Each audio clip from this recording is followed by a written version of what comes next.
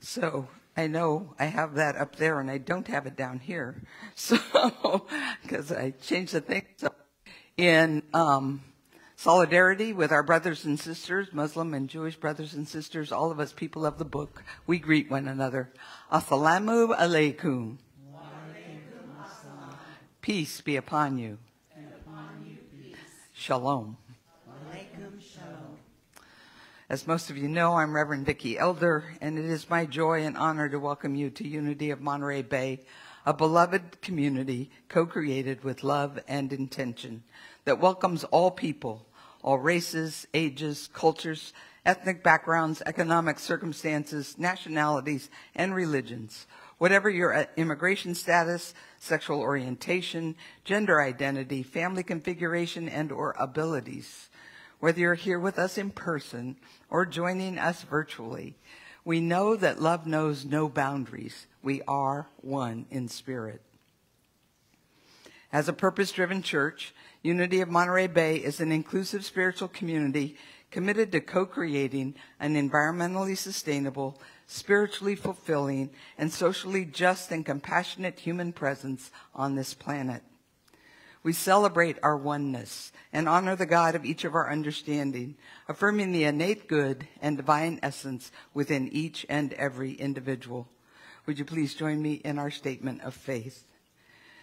There is only one presence and one power in the universe, God the good, expressing as infinite God beyond us, intimate God beside us, inner God being us, divine love in action. And as we allow this knowing to deepen within our souls and serve to awaken us into enlightenment for the benefit of all living beings, in light of the violence that has once again erupted within our nation, I invite you all to join me in our prayer for peace. I offer you peace. I offer you peace. Repeat after me. I offer you love. I offer you love. I offer you friendship. I offer you friendship. I see your beauty. I see your beauty. I hear your need. I hear your needs. I feel your feelings. I feel your feelings. My wisdom flows from a higher source, My wisdom flows from a higher source. and I honor that source in you. And I honor that source in you. Let us work together Let us work together for unity and love. for unity and love. And so it is. And now, in light of that, creating a space and a world of peace, let us celebrate our children, those in our spiritual community, in our families, and in the larger community, all the children of the world. We hold them in our hearts, and we see them protected and resilient, creative and evolving, joyous and loved as we join in our heartfelt blessing. We love you, we bless you, we appreciate you just the way you are. This bright light of mine, I'm gonna let it shine. This bright light of mine, I'm gonna let it shine. This bright light of mine, I'm gonna let it shine. Let it shine, let it shine, let it shine.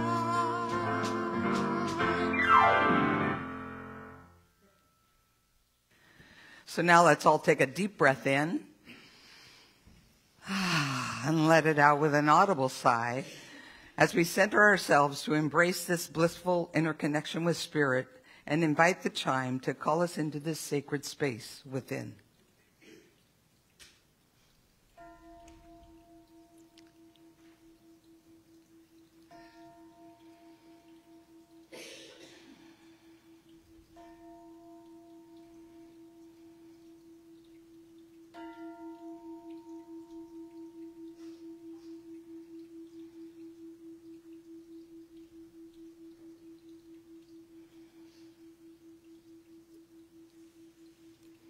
We ring the chime 4 times to call in the four directions and remind us of our interconnection with all of creation and with the sacred circle of life. As we feel it resonate through our very beings, we follow its call into this now present moment within. Continuing to focus on our breath, with each inhale, we open our hearts and minds. We envision our breath reaching every cell of our being. And with each exhale, we see all barriers and obstacles dissolving into this divine flow. Again, as we inhale, we expand the spaciousness within us. We move beyond the limitations and boundaries of our bodies. And as we exhale, we ground ourselves deep within Mother Earth and into our oneness with the universe. Finally, we breathe our awareness into the highest expression of love, light, joy, and peace we can imagine, as we experience a transforming wave of gratitude. And with a fullness of heart, we say yes to it all, embracing, claiming, and knowing the divine Christ Spirit expressing in, through, and as us. And with a final exhale, we say thank you, God. Now fully centered and transformed by the power of Spirit, we enter into our lesson and meditation time with today's daily word. We read from today's daily word, shared with permission of Unity, publisher of Daily Word, that can also be found at dailyword.com. And the word is divine order. I invite you to allow my words to be your words. During times of uncertainty, I trust divine order. How often have I felt disappointed when something did not work out as I had planned or hoped, only to discover a blessing I had not anticipated. Understanding that a seeming obstacle may actually be an unrecognized opportunity, I resist the temptation to wonder why the setback is happening.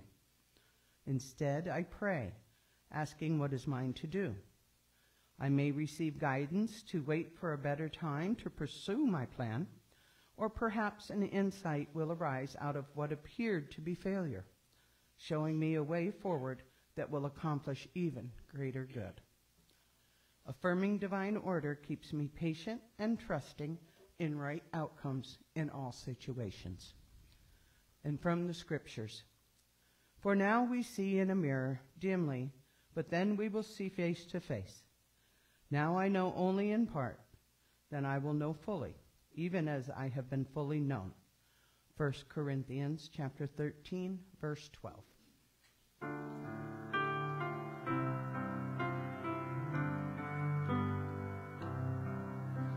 Seek ye first the kingdom of God and God's righteousness,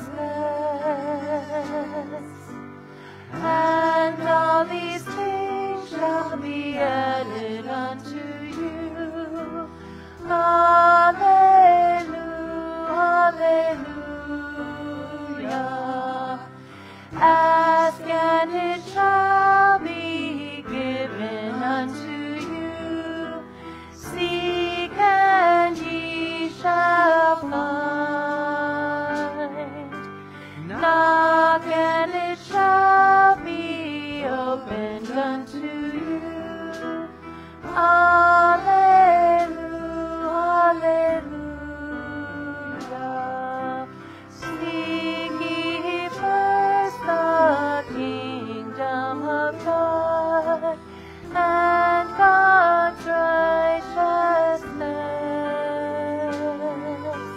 and all these things shall be added unto you. Hallelujah, hallelujah. Ask and it shall be given unto you. Seek and ye shall find. Knock and it shall be opened unto you. Hallelujah, hallelujah.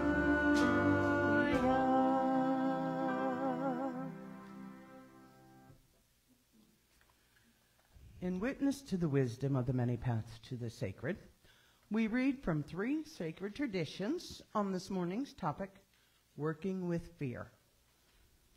From Islam, whosoever submits his will to God while doing good, his wage is with his Lord, and no fear shall be upon them, neither shall they sorrow. From Judaism, have I not commanded you? Be strong and courageous. Do not be frightened, and do not be dismayed, for the Lord your God is with you wherever you go.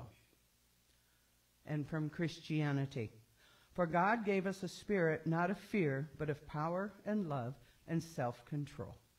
2 Timothy chapter 1, verse 7.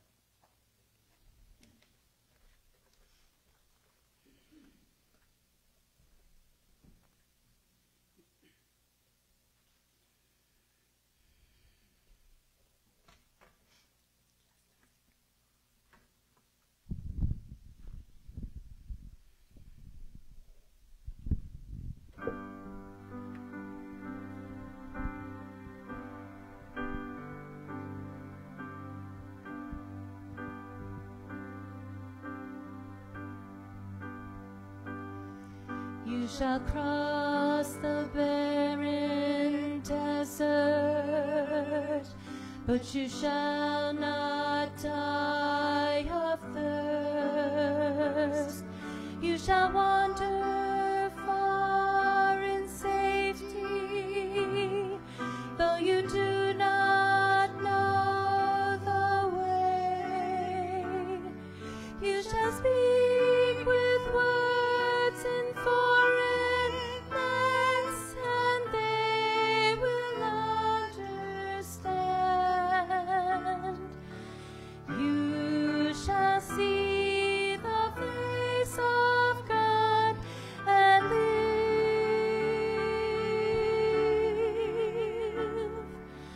Be not afraid. I go before you always. Come, follow me, and I will give you rest.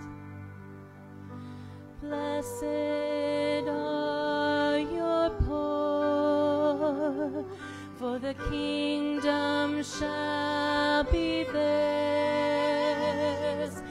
Blessed are you that weep and mourn, for one day you shall laugh. And if people hate and persecute you, all because of me, blessed, blessed are you.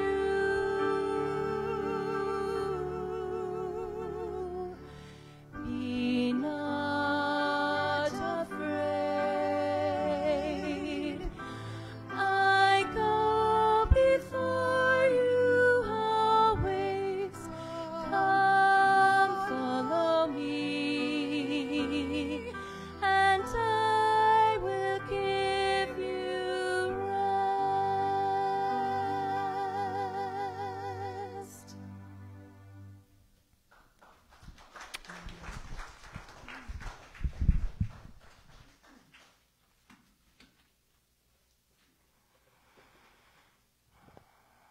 Morning, everyone. Well, as some of you know, Alexander and I took a little vacation a few weeks ago up to the Sierras, and we stayed at an Airbnb in Arnold with an amazing view of the trees just stretching out as far as you could see, and a hot tub. Those are my 2 requirements for a great Airbnb: a view of the trees and a hot tub. And we did a lot of hiking while we were up there, and we went to see the giant sequoias, which I'll be talking about next week. And then we went up to Lake Alpine. Has anyone been to Lake Alpine? I know Marianne and Sue. Okay, so you know. And this was like an extra add-on day. We weren't supposed to stay that long, but we were having so much fun, I wanted to stay longer. And Alexander and I like to kayak, and Lake Alpine is the perfect place to do that. If you haven't been there before, it is just a beautiful, it's exactly what it sounds like, an alpine lake, right? Up in the trees at a high elevation. It's about 10 minutes beyond Bear Valley. And it has this funky little resort, which is just so cute, with, a handful of cabins and a little restaurant and a bar. And it's just the coolest place. They allow dogs, so everyone has their dogs there. When I got up to go to the bathroom during the meal, I had to step over like 6 dogs to get to the bathroom. It was so cool. And we did a hike around the lake, and there was still snow on the ground, like random patches of snow. So just beautiful. And you could see the snow on the peaks also. All right, now you all know that my little adventures are never without some sort of scary or crazy or bizarre event, right? You might recall the rooster named Elvis that attacked me out in Kashagwa.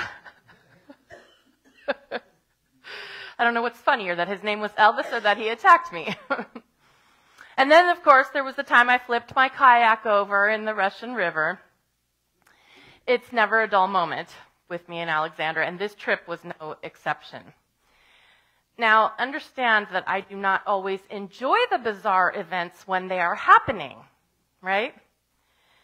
But I always end up giving thanks to God because God never fails to give me ample sermon material. And I also have found that I really love the challenge of taking some weird thing that has happened to me and sort of excavating it until I can somehow pull out of it some spiritual lesson. That's like my new challenge, something that I can share with all of you. So that's what I'm going to do today. You can go to the next slide. So here's Alexander and I, pre-event, smiling, just enjoying the beautiful day. So we're out there on the lake. Everything, you ready, John? Everything was going swimmingly. You're not ready. And we're kayaking around beautiful Lake Alpine, taking in the snow-capped peaks and the beautiful pine trees and the rock and boulder formations that you get up in the Sierras. We were watching some eagles fishing, bald eagles, and watching other folks that were boating and inner tubing and fishing. Now, before I get into what happened, you have to understand how kayaking works with Alexander. He really wants to help paddle, but he ends up being more of a hindrance than a help. So I usually let him do it I get 1 paddle. Okay, I learned that one. Don't get 2 paddles. I let him do it for a little bit, and then I'm like, give me that thing. So for me, kayaking around Lake Alpine is me, paddling really hard, and I'm paddling into the wind while Alexander's kicking back in the back going, this is so fun. Just looking at the landscape.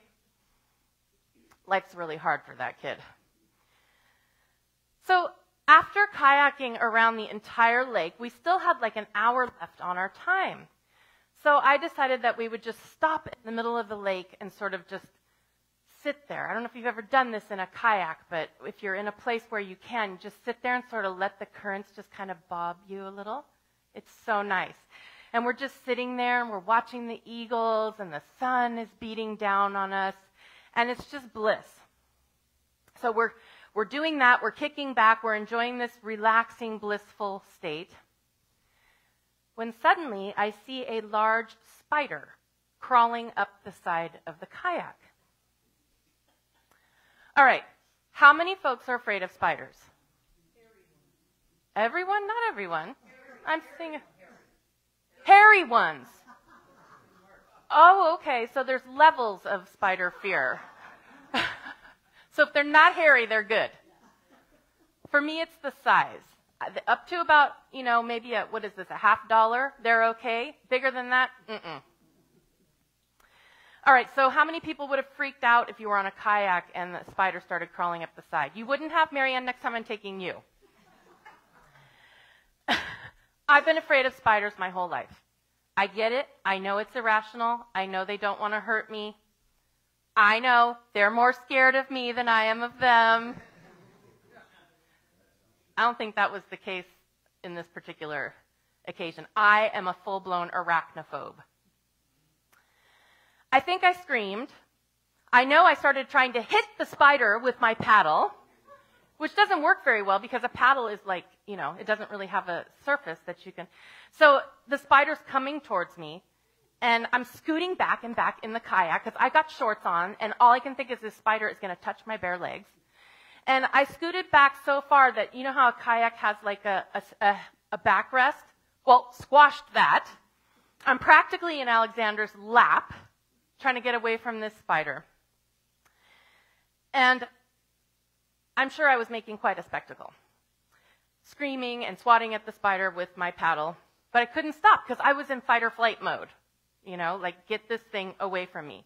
So finally, I managed to sort of turn the paddle sideways and use the edge of it to fling him into the water. I was like, phew, thank God, right? I have rid us of the danger. I saved myself and my son from sure death by kayak spider.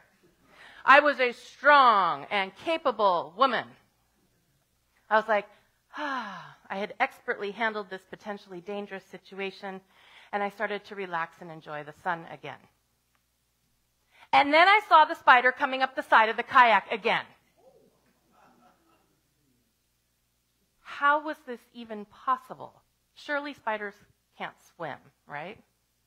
And even if they could swim, how is it going to swim across the lake and climb back up the kayak again? So I start swatting at the spider again, trying to get away from it, thinking that I am now in some sort of arachno nightmare. And just when all of that was happening, I hear Alexander say, oh God, words you never want to hear in your life. He's back here now, Mommy. I'm like, what? The spider is now behind me, but I just saw him in front of me. So my adrenaline-riddled brain is trying to make sense of this situation, right? And I start getting this sick feeling as I realize there's more than one spider. Likely there are more than two.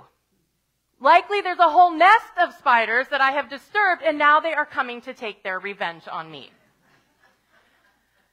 So I'm going, where is it? Where is it? There's nothing. Okay, the only thing worse than a spider coming at you this way is a spider behind you that you can't see. Right? So I'm going, where is it? Where is it? And Alexander, he's back here, Mommy. Now, Alexander does not seem to share my extreme fear of spiders. I'm not sure he actually really likes them, but he doesn't have that visceral reaction to them that I do. And I mean, I panic. I totally panic. I think it's something about their legs and the way they move, and they sort of dart quickly, and I don't know what it is. So it seems like Alexander was more amused by what was happening than anything, but I was not about to let that spider get my son. Actually, I was really more afraid of it getting me. So I start reaching into the lake with my hands and scooping up handfuls of water into the back of the kayak. I don't know. I'm trying to drown it. I'm trying to splash it off of the kayak. It was the only thing I could think to do, and Alexander's yelling, Mommy, you're getting me all wet. And I'm like, I'm sorry, and I keep swishing more and more water onto him. And I'm swishing and swishing, and I'm like, is it dead yet? And finally Alexander says, yes, Mommy, it's dead. Okay, crisis averted yet again. But then I saw another smaller, albeit smaller, but another spider, and I said, that's it. I am done. I grab my paddle, and I start doing like Olympic rowing, like straight towards the dock. I'm like, I'm getting out of this thing. So I managed to get to the dock, and the young man who works there, kind of helps get me out. And I'm going, that kayak is full of spiders! Get me out of here! Oh, gosh. I just abandoned Alexander to the... I'm like, he's still in the kayak, right? And I'm standing on the dock, trying to get imaginary spiders off of me. Well, this very helpful young man helps us out of the kayak and explains to me that Yes, the spiders like the kayaks, and they try to wash them off the best they can, but sometimes there are still spiders in the kayak. You think? Needless to say, I was extremely happy to be back on dry land and out of that arachno kayak nightmare. So when I think about it, I think I'd rather be pecked by a rooster. Actually, I know I'd rather be pecked by a rooster because then I could get the rooster to eat the spider. So do you remember a few years ago when Vicki taught us like the acronym for fear? So it can, face everything and rise. Mm-hmm. No, this was not false evidence. I know a spider when I see one. For me this time the fear was forget everything and paddle the heck out of there. So, okay, that doesn't spell fear, but you know what I mean. So, of course, I lived to tell the tale. I think the sermon was writing itself in that moment already as it was happening. But the rest of the day, I kept thinking about this irrational and seemingly uncontrollable phobia that I have of spiders. I don't like the feeling because I don't have any control over it. You know, it's like I was willing to like capsize the kayak with my son in it and everything to get away from this thing because it was just a reaction. I just had to get away from it. And so I kept thinking about it and it was bothering me. So I researched a little bit about arachnophobia. It's a real thing, people. Arachnophobia is defined as an irrational fear of spiders or other arachnids, like we need others, right? Which includes ticks and scorpions. Not a fan of them either. And it can cause all the same symptoms as a panic attack. Dizziness, nausea, sweating, shaking, increased heart rate, fainting, and even difficulty breathing. It can also involve the need to get away from the spider. Well, duh. And such supposedly irrational behaviors as avoiding situations where there might be spiders. That's not irrational, that's just smart. Right? Also running, screaming, or crying if one sees a spider. Yes, all of that. And becoming so frightened that you freeze in place. Thank God I don't have that one. Now, researchers aren't entirely sure what causes arachnophobia. There is the perennial debate about nature or nurture, right? So is it inherent in us or is it learned? Some researchers say that if a parent exhibited a fear of spiders, then a child may acquire arachnophobia through that process, right? So it can be a learned behavior. However, there are many researchers who also believe that it may be an evolutionary thing. In other words, we're scared of spiders for a reason. Maybe our ancestors, going way back, learned to be afraid of things that could be venomous or could be deadly. So they evolved this response, this preparedness response, right? Maybe back then the spiders were like really big and, everything was big, right, back then. At any rate, and to lend credence to this theory, they did a study with 6-month-old infants, too young to know what a spider really was, and they showed them pictures of flowers, birds, spiders, and snakes. Well, guess what? Their little 6-month-old pupils dilated when they saw the spiders and the snakes. Okay, so that indicates a fear response. So I felt a little better after I had learned that my supposedly irrational fear might actually be evolutionary. And I figured maybe I'm just superiorly evolved. And when the giant spiders come to get us, I'm going to run like heck while they eat all of you. Just kidding. So the important question is, what can be done about this arachnophobia? Well, it seems that there's a few options: cognitive behavioral therapy, hypnosis, or exposure therapy. Now, exposure therapy, of course, is where you are increasingly exposed to the thing you fear until you become desensitized to it. I'm thinking No. I remember one time they brought a tarantula for like show and tell at the library. I had to leave the room. Like I can't even go down the aisle at Petco where they have the tarantula. So if I'm not going to do exposure therapy, which I am not, what am I going to do about this irrational fear of our little 8-legged friend? Well, one of the things that I have learned over the many years in Unity is that every problem has a spiritual solution. And every experience we have in life contains within it the possibility of a spiritual lesson and spiritual growth. And this can be really helpful when we're going through, tough times, like being on a kayak with multiple spiders, because we can train ourselves to look for the spiritual blessing in every single thing that happens in our lives. And I'm so trained to think that way that I'm like almost already doing it as it's happening. Our co-founders, the Fillmores, taught that everything begins in consciousness. So if we want to change something out there in our lives, we have to work in here, right? And of course, we know that our third unity principle teaches that our experience of reality is greatly impacted by our consciousness, by our thoughts and our feelings and our emotions that are occurring in our thinking mind. So in the hours and days after the kayak incident, I spent a lot of time thinking about maybe why this had happened. Like, why now? What is this trying to tell me, And what might be the spiritual lesson or blessing hidden within this situation? Some of you, I've mentioned a number of times that I work with Dr. Rick Moss, whom some of you know.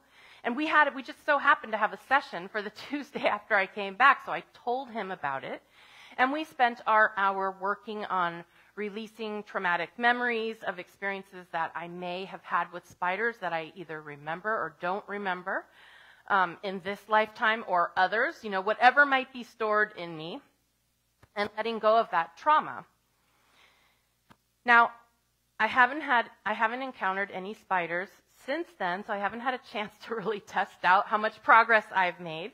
But I know that I've been working with Rick for many years, and I've gotten amazing results with his work. So because I've been willing to delve into this fear and talk about it and work with it, I know that it's already growth happening in some way that I may not consciously know, and that release and spiritual blessings are coming from this event already. The next thing I did was to Google the spiritual meaning of fear. Okay? And AI, who apparently is the first one to answer now, it's the top thing you get, AI. Well, sometimes AI is pretty smart. So AI told me, the spiritual meaning of fear is the experience of disconnecting from our true selves and losing our connection to a higher power or the divine source.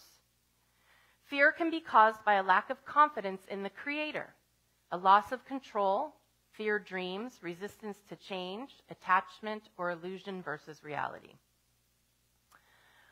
Well, the Course in Miracles teaches that there's really only two things we can experience, right? We're either in fear or we're in love. And if we aren't in love, we're in fear. And our fear largely comes from our belief in our separation from God, right? Because when we're truly and completely in a consciousness of oneness with God, then there's nothing to fear. Okay, I know this to be true, but I don't think I can sustain a consciousness of oneness when I'm confronted with the spiders on a kayak. Right? Like, I get it. That sounds nice, but And also, Unity also teaches that we are both spiritual beings and human beings. So my spiritual being can get that I'm never separate from the love of God, but my human self is still afraid of spiders. So I don't think that's going to cure my arachnophobia. I can tell myself all day long that I'm one with God, and I'm probably still going to be afraid of spiders. Then AI went on about the spiritual meaning of fear, saying, fear can also be seen as an opportunity for self-reflection, surrender, and spiritual transformation. Fear can invite us to grow, reflect, and reconnect with our spirit and the divine. Okay, I can work with that, right? So I started asking myself, how can I use this experience with the Arachno kayak from hell as an opportunity for self-reflection, surrender, and spiritual transformation? So I've been reflecting since this happened on my fear about spiders and just considering lots of different things. And one thing I considered is how this fear of spiders might limit me, right? So, for example, if we go up to Lake Alpine again next summer, am I going to be willing to get into the arachno kayak? Probably not. And that would be a shame because it's a really beautiful place to kayak. Okay, so I have to look at that. And I do know that sometimes, I also, in addition to going places with Alexander, I like to go off by myself. And I have considered some of these places that I like to go that are out in the trees. Like, what if a spider shows up at 2 a.m.? And sometimes I may not choose those kind of more remote places because I did have a bat in an Airbnb once. That's a different thing. But I'm not afraid of bats, but that was actually kind of scary because they kind of go like this, and you're afraid they're going to hit you in the head and everything. But the man was right there in the next, his property was right there, and I could get him to come and help me. But so it is sort of limiting me a little bit. What about this idea of surrender? Okay, I think I'm liking that one a little more because I know one thing is that I cannot force myself to stop being afraid of spiders, right? And it occurred to me that it might be more effective for me to surrender my fear of spiders to God and to work on accepting it and to try to stop beating myself up for being afraid of something I think I shouldn't be afraid of, right? I'm nature girl. How can I be afraid of spiders?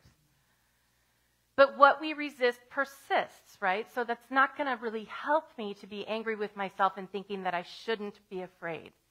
So I started to work on surrender and acceptance, just saying, I'm human. I'm afraid of spiders. It's okay. Another thing I can do is to pray about it.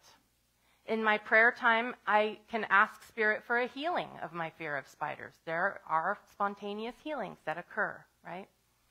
Or, if I really wanted to get unity about it, I could write a denial and affirmation pair. Spiders have no power over me. I am one with God and all nature. I might try saying that. I will have to see how helpful that is.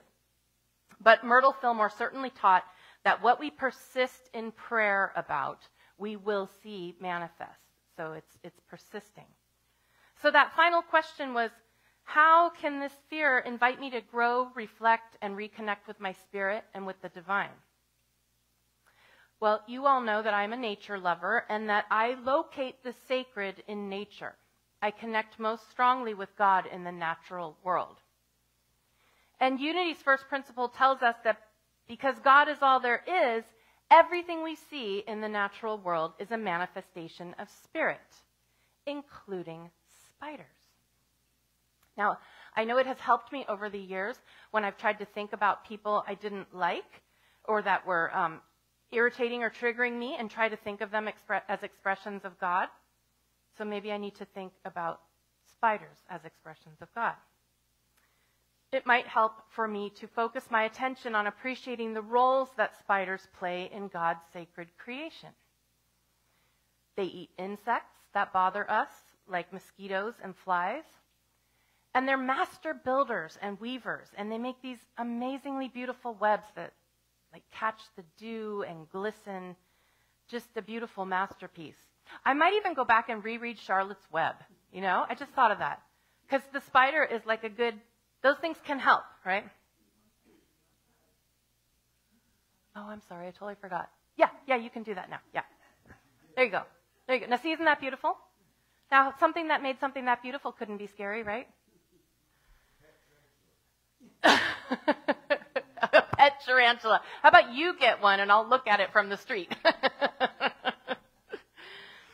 So maybe when I have an encounter with an animal when I have an encounter with an animal or an insect or a bird or whatever, I've been doing this for years, I love to look up its symbolic meaning or its meaning in native religions or mythology. I have the medicine cards at home, and so I pulled the spider medicine card, And I know that spider is really important to many Native American tribes. It's considered, some tribes have grandmother spider, and I think it's the Navajo, I'm not sure, but where spider actually created the world. And so many native tribes associate the spider with creativity, obviously, beautiful, and patience, because once they build that thing, they got to sit there and wait for their dinner to come to them, right?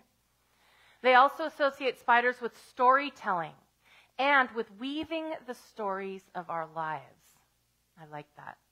And spiders are revered by many native peoples as symbols of balance, wisdom, and the interconnectedness of life, which I thought was really nice. And from a website on Native American mythology, I learned that their 8 legs, the ones that creep me out, represent the 4 directions, as well as the 4 elements, so earth, air, fire, and water. And that the web a spider builds is seen as a reminder of the interconnectedness and the balance that exists in the natural world. And in many native tribes, the spider is also seen as a teacher that guides us to find balance and harmony in our lives.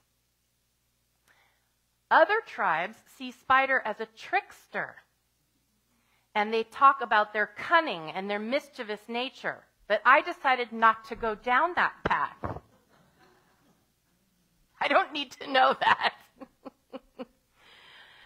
I even listened online on my favorite meditation app to a shamanic meditation on spider, which sounds silly, but it was actually really cool. It talked about how spider can come in and gobble up the tangled webs of your past, helping you to release that which no longer serves you and preparing you to weave a new story in your life. So this is part of how I like to try to reframe things. Now, it's not going to probably cure my arachnophobia, but it's a reframing, okay? So I can try, when I see a spider, to think of it in these terms. And think of how the native people see spiders and that they revere them for their skill and their qualities and these sort of archetypal aspects that they assign to them. So the reason I wanted to share this process with you of how I approached the experience of being scared out of a kayak by a bunch of rogue spiders is to show you, this is what I do in my life, okay? You can choose to do this or not, but this is what I do, is that when something like this happens, it's probably Vicky's fault, really. She's been teaching me this for years. I immediately try to go to, well, how can I learn and grow from this experience, right? What does this mean spiritually? What does this mean symbolically, metaphorically, archetypally, right? And the reason you can do this is because I truly believe that we can learn and grow from anything that happens to us in our lives. And it's a much better way to live, right? And I believe that the reason we can learn and grow from just about anything that happens is because we are spiritual beings having a human experience. And we forget that, right? Especially when we're super in our humanness, like being afraid of something. Okay? But I truly believe that our spirits are always attracting to us the experiences and events that we need in that particular moment in order to grow. And I don't have to figure out how that works. Okay, I just can believe it.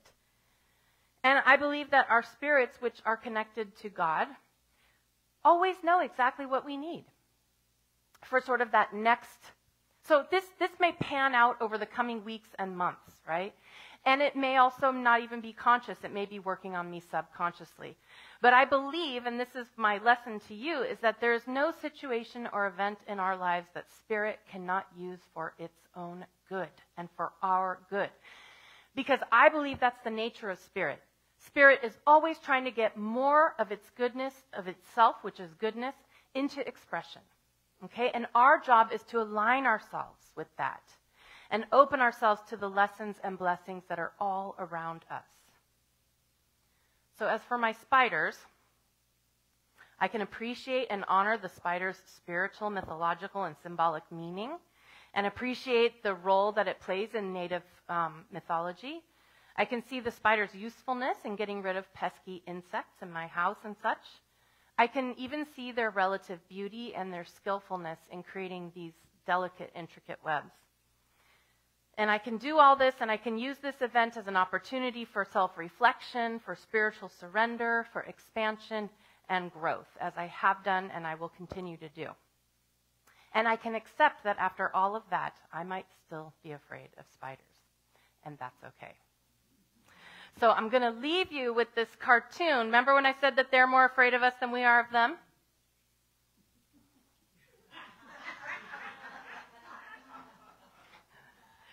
So we can just imagine those spiders going, ew, humans.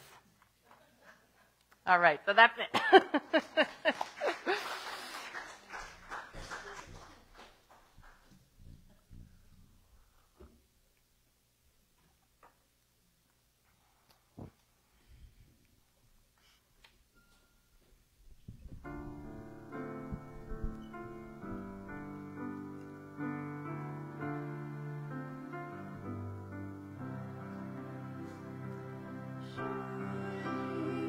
The presence of the Lord is in His place.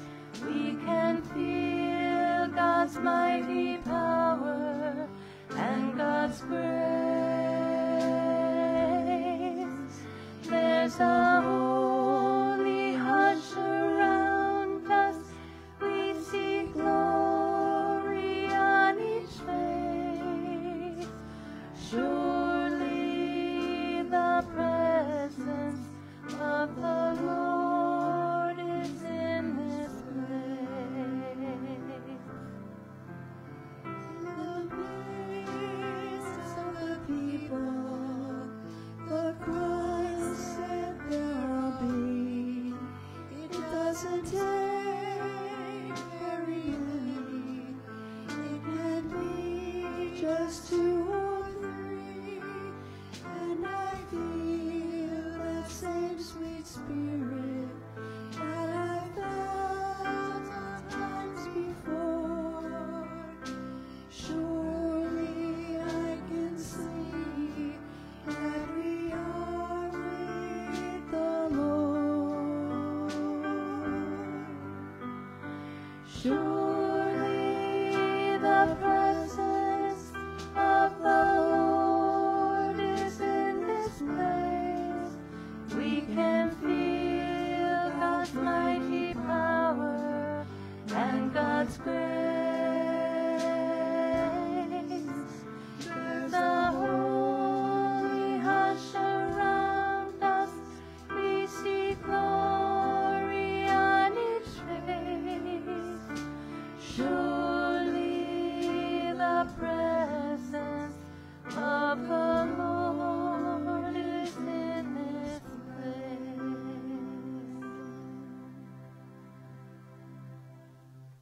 So settling in for a time of meditation now, just getting comfortable, allowing your body to relax and sink into the seat beneath you. And coming into the present moment by bringing your awareness to your breath. No need to change the breath, just noticing that inhale and the release that you feel on the exhale. And we're going to do something a little bit different today, inviting that spirit or archetype of the spider to bring us new insights. So I'm going to invite you now to bring to your mind the image of a spider. And it can be any spider you want, a real one or an imaginary one that you make up. And just see your spider in front of you.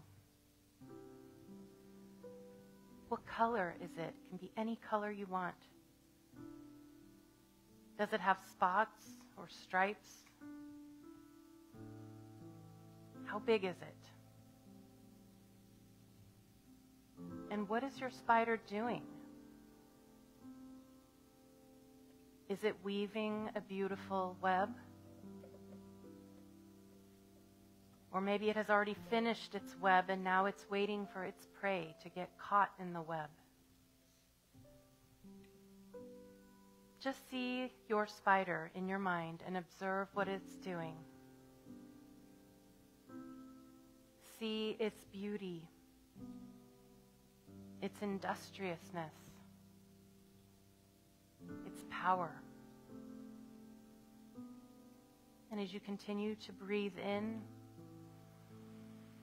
and breathe out, just keep focusing on the image of your particular spider.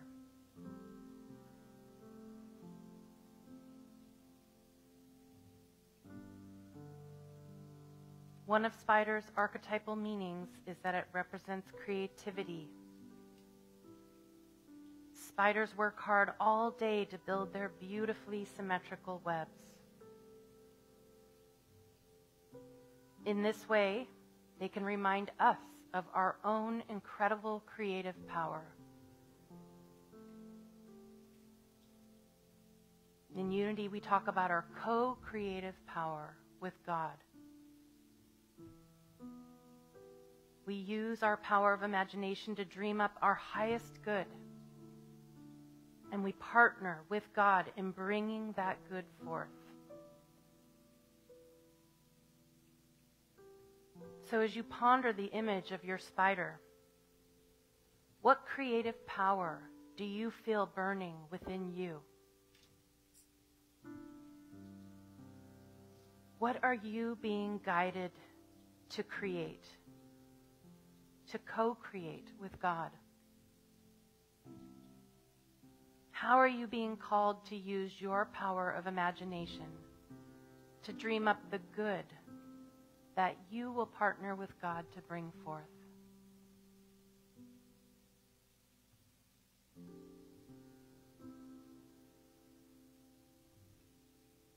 Just let any ideas of creativity just bubble up on their own. Try not to think about it too much.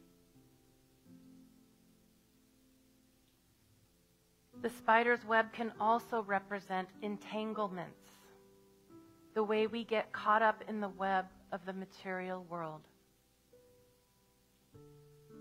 A spider's web is sticky, and our ego selves get stuck in the web, attached to this material world and all its trappings.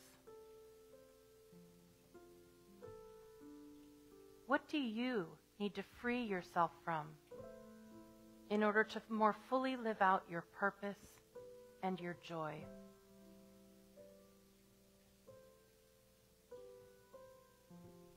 What are you tangled up with in the material world that you must disentangle yourself from in order to be free, in order to be your most fully realized spiritual self?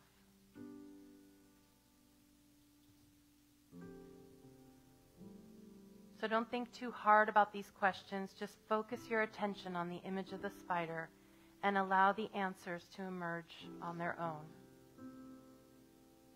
You may get clear answers or not, but know that these questions are taking root in your creative mind, and the answers will reveal themselves in the days to come.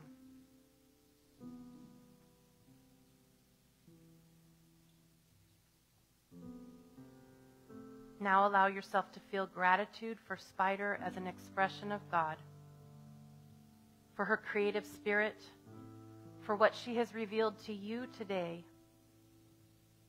for the work she does in this natural world and the way she fits seamlessly into the sacred web of life. And so we honor that creativity in Spider and in us. And we prepare to move into this next week ready to partner with God in co-creating our lives and bringing forth our highest good for the benefit of all beings.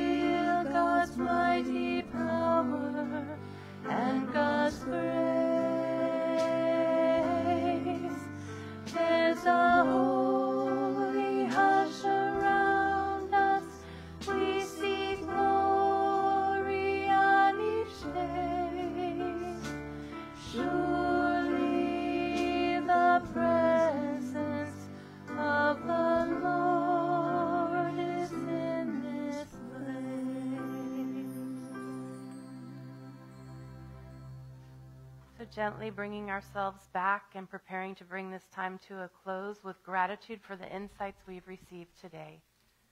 And so we say thank you, God. And so it is. Amen.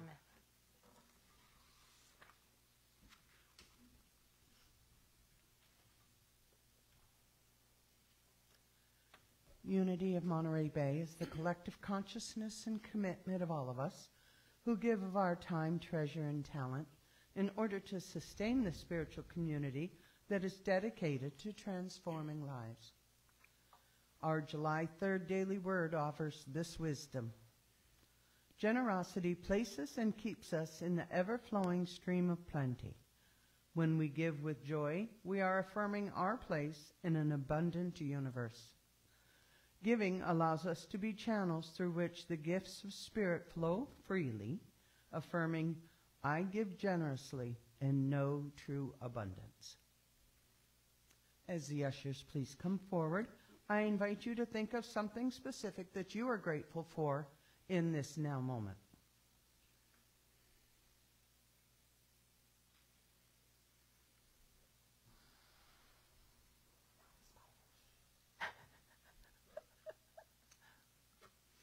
And now, with our hearts and minds overflowing with gratitude, we breathe into the divine flow of God's good, trusting that we are enough and that we have enough and that there always is enough to have and to share.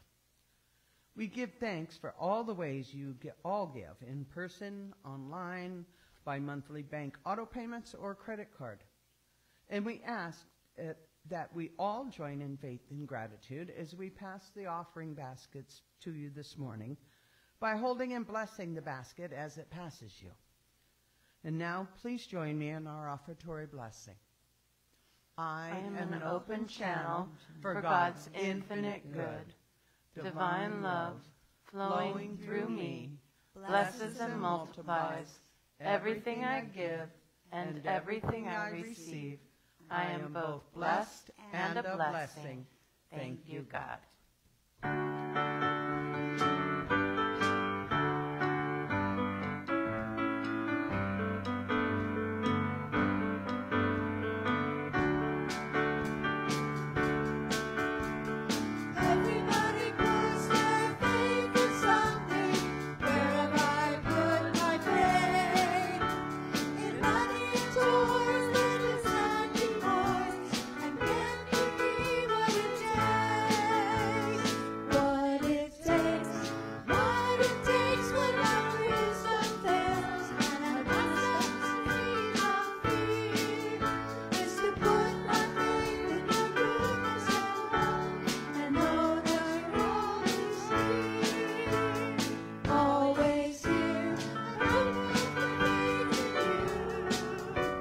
The world is a different place.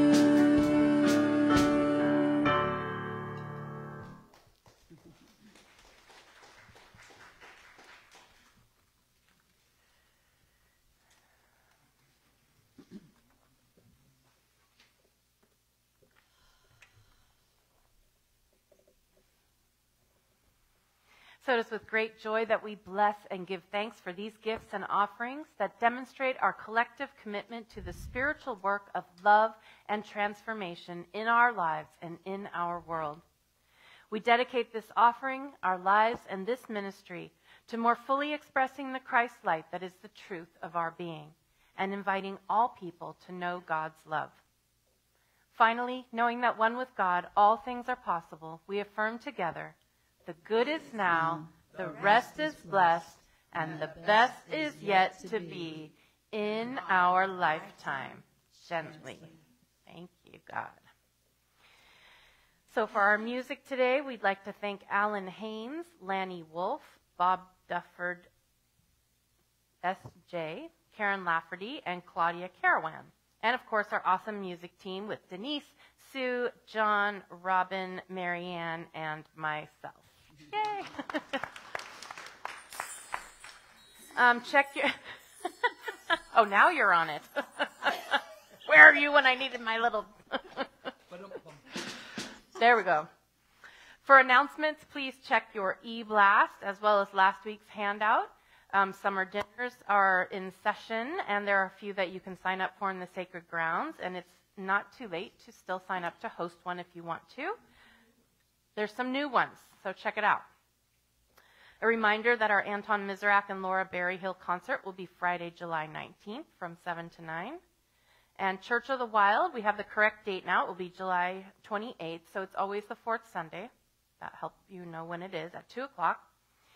And just mark your calendars that Friday, October 4th is going to be our Autumn Fest anniversary banquet. And I talked more about this last week, but you can start bringing in auction items as you come across them. And who's receiving auction items? Martha. So Martha's the one to talk to. Like if you have something you're not 100% sure if it's the right kind of thing, talk to Martha. She'll let you know whether it's appropriate for the auction or not. And, of course, our women's retreat, we have the date for that, and you can sign up in Sacred Grounds. So as we bring our service to a close this morning, we are so grateful that you have joined us, whether you're here in person or you're watching us on Facebook Live or you're tuning in later on YouTube. We're just glad that you found us and that you spent this hour with us, and we hope we've made you feel at home in our Unity of Monterey Bay community. And we want you to know that wherever you are on your spiritual journey, you are welcome here. Chaplain on duty today is Ms. Jan Lindenthal Cox. She's available to pray with you after the service. So we give thanks for that. All right. With all of that, we're ready to form our closing circle for our prayer for protection and our peace song.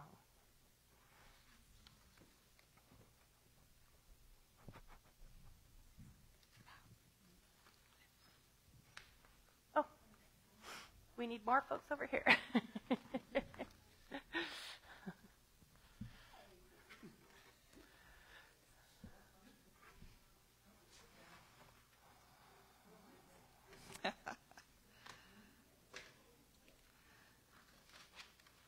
So I'm guessing a lot of you are experiencing a lot of the same kind of mixed emotions that I've been experiencing since the news yesterday. And what I keep coming back to and what I know we're called to do is to be this presence of peace. That's why I added the peace prayer, and I think we may keep that throughout the whole campaign period and such. And remembering that even as we have all of our responses to invite ourselves to come back to that place of what we want is a world of peace. And even those who seem to have contrary ideas from us also want a world of peace and a world that works for all. And so as we just stand for that truth and recognize the power it has, rather than joining into all of the push and pull and finding blame, to just be that presence of peace. And so as we join together in our prayer for protection, I invite us to hold our nation and all of our politics and all of these ideas and fears and such that are going on in that place of oneness within us. And if we can hold that high watch, perhaps it will start to shift the experiences we're having. So let us join in our prayer for protection. The light of God surrounds us. I am light. The love of God enfolds us. I am love. The power of God protects us. I am power. The presence of God watches over us. I am presence. Wherever we are, God is, and all is well.